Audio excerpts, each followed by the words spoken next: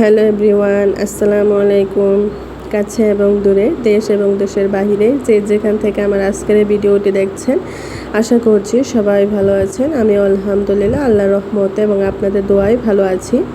তো চলে এলাম নতুন আরেকটি দিনে আরেকটি নতুন ভিডিও নিয়ে আপনাদের মাঝে। আশা করছি আমার আজকের এই ভিডিওটি আপনাদের কাছে ভালো লাগবে। তো ভিডিওটি না টেনে শেষ পর্যন্ত দেখার অনুরোধ রইল। তো আজকে হচ্ছে রাত থেকে ভিডিওটা শুরু করেছি। তো আজকে রাতে দেখেন কি করছি। তো চেপার ভর্তা করব। তো চেপার ভর্তা কি দিয়ে খাবো। তো গত ভিডিওতে আমরা দেখেছেন খালা কিন্তু ওনার বাবার বাড়ি থেকে অনেকগুলো পিঠা নিয়ে আসছিল, মেরা পিঠা। তো এই পিঠাগুলো কিন্তু চেপার ভর্তা দিয়ে খেতে অনেক মজা হয়। তাই ভাবলাম যে আজকে রাতে একটু ভর্তা করে একটু পিঠা খেয়ে নেই। বা এটা হচ্ছে সন্ধ্যার টাইম আর কি। তো সন্ধ্যার টাইমে কিছু একটা খেতে মনে চাচ্ছিল, তাই ভাবলাম যে যেহেতু পিঠা আছে একটু ভর্তা করে ফেলি। তো ভর্তা দিয়ে পিঠা খাবো। তো ভর্তাটা তৈরি করার জন্য আমি এখানে কাঁচামরিচ নিয়েছি বেশি করে। তো এই মরিচগুলো কিন্তু আবার তেমন ঝাল ছিল না, সেজন্য একটু বেশি করে নিয়েছি। আর হচ্ছে পেঁয়াজ আর রসুন, কয়েকটা রসুন নিয়ে নিলাম। তো পেঁয়াজ আর হচ্ছে রসুন আর হচ্ছে কাঁচামরিচ আগে কিন্তু ভালো করে ভেজে নিয়েছি। তো এবার হচ্ছে গাইলের মধ্যে দিয়ে ভর্তাটা তৈরি করব, মানে থেতো করে ভর্তা করব আর কি। আর এইভাবে ভর্তা করলেই খেতে কিন্তু ভীষণ মজা হয়। তো যারা ভর্তা লাভার, ঝাল খেতে পছন্দ করেন, অবশ্যই তাদের জন্য এটা। আর যারা একদমই ঝাল খেতে পারে না, তারা এটা খেতে পারবেন না। তো আমি আবার একটু ঝাল পছন্দ করি। আর পিঠা দিয়ে, মেরা পিঠা দিয়ে কিন্তু চেপার ভর্তা খেতে খুব মজা হয়। তো ভর্তাগুলোকে আমি বানিয়ে নিচ্ছি। তো একটু লবণ দিয়ে দিলাম, লবণ দিয়ে ভালো করে মানে গাইল দিয়ে থেতো করে নিচ্ছি। চাইলে কিন্তু পাটায় বেটেও বানানো যায়। তো আজকে আমি এইভাবে বানালাম আস্তে আস্তে করে। এটা আবার ভাত দিয়েও খাবো, সেজন্য আর কি। তো এখন আমি হাত দিয়ে আরও ভালো করে কষলিয়ে মাখিয়ে নিচ্ছি ভর্তাটা। তো যত সুন্দর করে হাত দিয়ে মাখানো হবে, খেতে কিন্তু অনেক বেশি মজা হবে। আর এই হচ্ছে আমার সেই বিখ্যাত পিঠা। তো পিঠাগুলোকে আমি তাওয়ার মধ্যে একটু ভেজে গরম করে নিয়েছি, আর এখন খেয়ে নিচ্ছি। তো ভর্তা দিয়ে মেরা পিঠা কি আর বলবো, সেই স্বাদ। তো আমার দাদু যখন বেঁচে ছিল, তখন আমার দাদুকে দেখতাম এভাবে পিঠা বানাতো, বানিয়ে এভাবে ভর্তা দিয়ে খাওয়া যায়। আবার এই পিঠা আবার ভর্তা দিয়েও খেতে পারবেন, চাইলে মাংস দিয়েও খেতে পারবেন, বিভিন্নভাবে খাওয়া যায়, যে যেভাবে খায় আর কি। তো আমি আজকে ভর্তা দিয়ে খেয়ে নিচ্ছি। আমি জানি এখন অনেকের মুখে পানি চলে আসছে আমার এই পিঠা আর হচ্ছে ভর্তা খাওয়া দেখে। তো সরি, আমাকে মাফ করে দিবেন।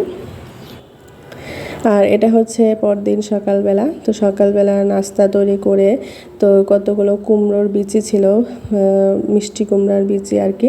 তো এই বিচিগুলো যে এভাবে ভেজে খাওয়া যায়, আমি আগে সেটা জানতাম না। আগে বিচিগুলো ফেলে দিতাম। তো হঠাৎ একদিন বিচিগুলো কয়েকটা শুকিয়ে রেখে ভেজে খেয়েছি, অনেক মজা লাগছিল। তাই আজকে আবার অনেক দেখেন কতগুলো বিচি জমিয়েছি। তো জমিয়ে এগুলো আবার রোদে শুকিয়ে এখন তাওয়ার মধ্যে ভেজে তারপরে হচ্ছে খাবো। অনেক মজা হয় কিন্তু।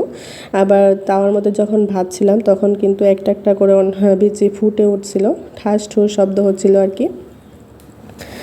তো বিচিগুলো আমার ভাজা হয়ে গেছে, এবার নামিয়ে ফেলবো। আর সকালে নাস্তায় তৈরি করেছি ডাল ভুনা আর হচ্ছে রুটি। তো রুটি খেয়ে তারপরে এই বিচিগুলো খাবো আর কি। তো এই হচ্ছে টেবিলে নাস্তা নিয়ে আসলাম। তো রুটি ভেজে নিয়েছি, আর হচ্ছে এখানে হচ্ছে মিষ্টি কুমড়ার বিচি আছে। আর এদিকটায় হচ্ছে পেঁপে দিয়ে ডাল ভুনা করেছি রুটি দিয়ে খাওয়ার জন্য। তো বন্ধুরা, ভিডিওর এ পর্যায়ে এসে প্রতিদিনের মতো তোমাদের কাছে একটা রিকোয়েস্ট থাকবে, যারা আমার ভিডিওটি এখনও দেখছো কিন্তু একটা লাইক দিতে ভুলে গেছো, তারা অবশ্যই আমার ভিডিওতে একটা লাইক দিয়ে দিবে। আর যারা আমার চ্যানেলে আজকে নতুন ভিজিট করেছো, আমার ভিডিওটি যদি তোমাদের কাছে ভালো লেগে থাকে, তাহলে অবশ্যই আমার চ্যানেলটাকে সাবস্ক্রাইব করে দিবে। আর যারা এই কাজটি করেছো, তাদেরকে অসংখ্য ধন্যবাদ। আর এদিকটাই হচ্ছে দেখেন খালা চাউলের বস্তা থেকে চাল ঢেলে নিচ্ছে। তো নতুন বস্তা আনছে। তো আনার পরে যখন বস্তাটা খোলা হয়, তখন দেখলাম উপরে অনেকগুলা মানে কাঠপুক আছে। তো ভাবলাম যে একটু ঝেড়ে ড্রামের মধ্যে রাখলে ভালো হবে, যেহেতু কাঠপুক। তো আমি আবার চাল তেমন ঝাড়তে পারি না, তো খালা এই চালগুলো ঝেড়ে নেবে। আরেকটা জিনিস আপনারা দেখেছেন মাঝখানে মানে বাটির মধ্যে, এগুলা হচ্ছে মানে কী যেন বলে নামটা ভুলে গেছি, মানে হাত করা আর কি। তো হাত করা না সাত করা, তো এগুলা দিয়ে হচ্ছে গুঁড়া মাছ রান্না করবে। তো খালা কিন্তু এগুলো সিলেটে মানুষ, এগুলো নাকি সিলেটিদের খুব পছন্দের একটা খাবার। তো এর আগে আমরা কখনো এটা খাইনি।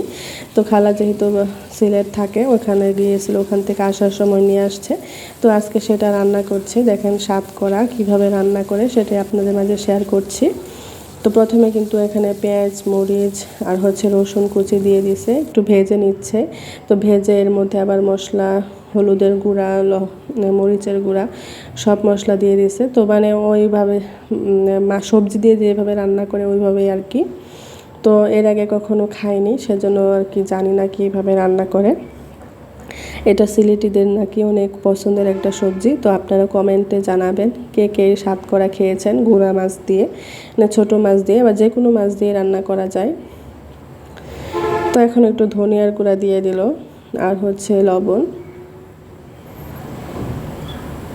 তো সাতকরাটা দেখতে অনেকটা লেবু বলতে পারেন, লেবু বা জাম্বুরার মতো ছিল, লেবুর মতো বলতে পারেন, মানে বড় লেবু।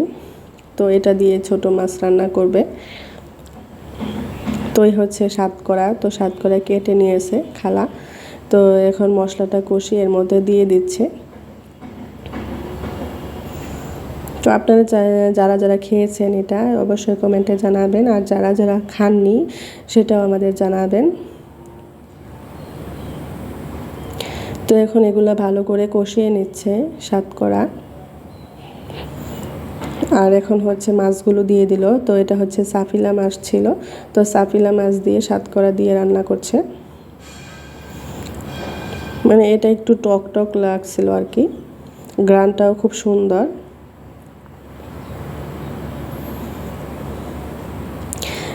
এখন সবগুলো দিয়ে দিয়েছে, এবার একটু পানি দিয়ে দিবে। খুবই সহজ রান্না, তো যারা পারে না তাদের জন্য একটু সহজ হবে, সেজন্য আপনাদের মাঝে শেয়ার করলাম। তো এখন একটু পানি দিয়েছে, আমি নিজেও এটা কখনো রান্না করি নাই বা খাইও নাই।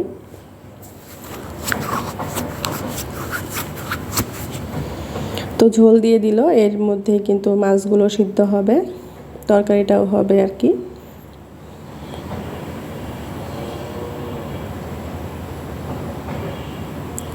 আর এই হচ্ছে আমাদের সাতকরা রান্নার ফাইনাল লুক। তো আজ এটাই শেয়ার করলাম।